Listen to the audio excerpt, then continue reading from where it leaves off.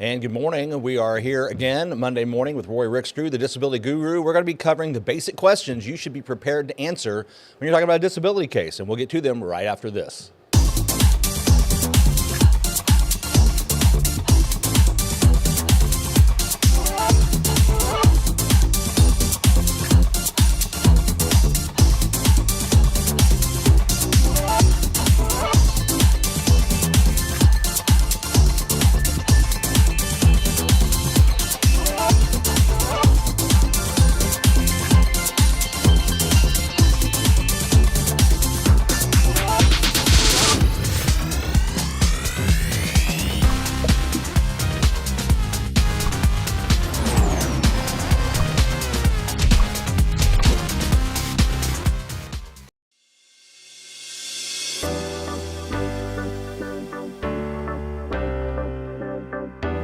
I want to be your disability rep.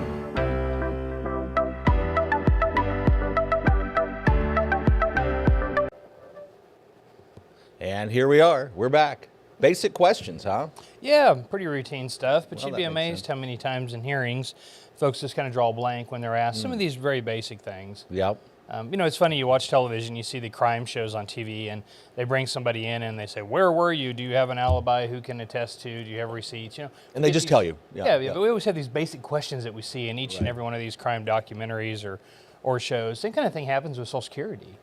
You know, you come into the hearing, one of the first things the judge wants to know is, how are you managing? Right? Yeah. If you're not working, you're unable to work, somebody's paying rent, somebody's paying utilities or a mortgage payment, or how's that happening? Right. And a lot of times, you know, folks are getting help from friends or family, which is a perfectly fine answer.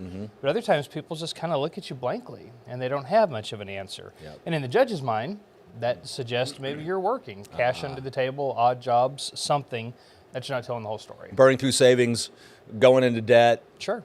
help from friends and family. Yeah, credit cards galore, yeah, something. Yeah, sure. The other thing that comes up a lot of times is, you know, the judge wants to know, when did this condition begin? And you'd be amazed how many times people don't know the answer to that. Yeah, well, that actually makes sense. I mean, something that, you know, comes up over time. Well, true. Yeah. And, you know, in Social Security's mind, there's a definitive marker where the condition went from being something you could work with and you could manage to something that you could no longer work with and no longer manage. And how long is that just sort of a mental break? It's like, I've been dealing with for a period of time, but you know what? I can't take it anymore. Right. And that's different for everybody, I guess. Yeah, it is. But, you know, there's going to be some idea in your mind of when your activities significantly changed, when you quit going to your kids' sporting events. You know, there's some marker when that happens. Yeah. And I understand with degenerative conditions, back conditions, for example, you know, it's over a long period of time before that actually gets to that breaking point. But judges want to know when that breaking point is.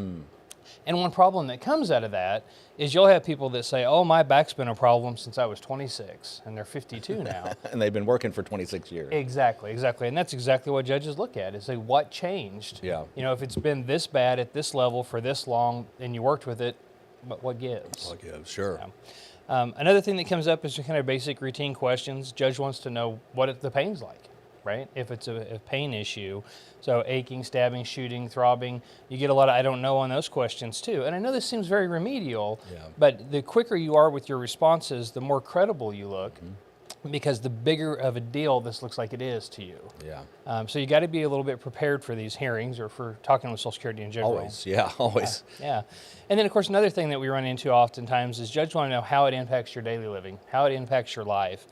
And so when you get ready for a hearing, you know, put some thought to how long you can stand, how long you can sit, how far you can walk comfortably.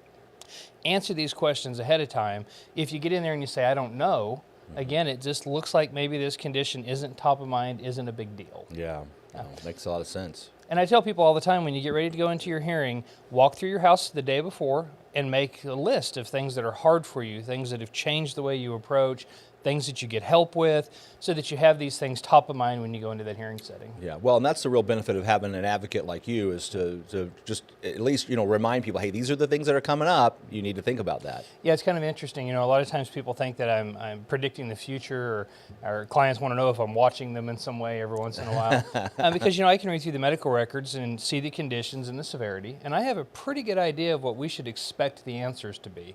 And of course, the judge does too. Yeah. And it's when your answer answers don't jive with what the judge expectation is, that all of a sudden we have a problem. Yeah, well, that makes a lot of sense. You know, anybody that's been involved in a particular career for a long time can seem like a prognosticator because you've just seen the same thing so many times. Yeah. You kind of know what that road ahead looks like. Right. Yep.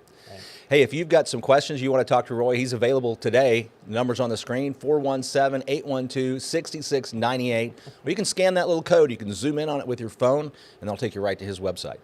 Yeah, give me a call, guys. I'm in the office all week. Anxious to talk with you. All right, we'll be back next week with more Disability Guy. Thanks for watching.